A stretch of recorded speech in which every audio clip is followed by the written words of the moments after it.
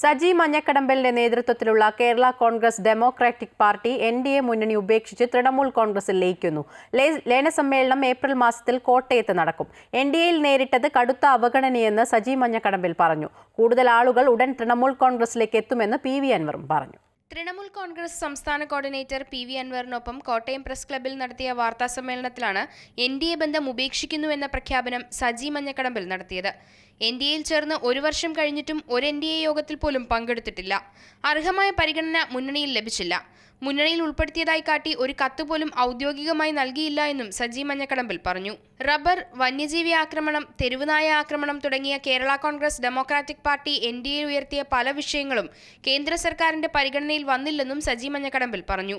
വന്യജീവി ആക്രമണം, റബ്ബർ വിലയിടിവ്, മദ്യം, മയക്കുമരുന്ന് വ്യാപനം തുടങ്ങിയ വിഷയങ്ങളിൽ പ്രതിഷേധം ശക്തമാക്കുമെന്നും ഇതിനായി സജി മഞ്ഞക്കടമ്പലുമായി ചേർന്നുകൊണ്ട് പ്രവർത്തിക്കുമെന്നും PV അൻവറും പറഞ്ഞു. കൂടുതൽ ആളുകൾ തൃണമൂൽ കോൺഗ്രസിലേക്ക് ഉടനെത്തുമെന്നും അൻവർ കൂട്ടിച്ചേർത്തു. ഏപ്രിലിൽ കോട്ടയത്ത് തൃണമൂൽ കോൺഗ്രസിൽ ഔദ്യോഗികമായി ചേരുന്ന ലയന സമ്മേളനം നടക്കുമെന്നും നേതാക്കൾ അറിയിച്ചു. അമൃത ന്യൂസ്, കോട്ടയം.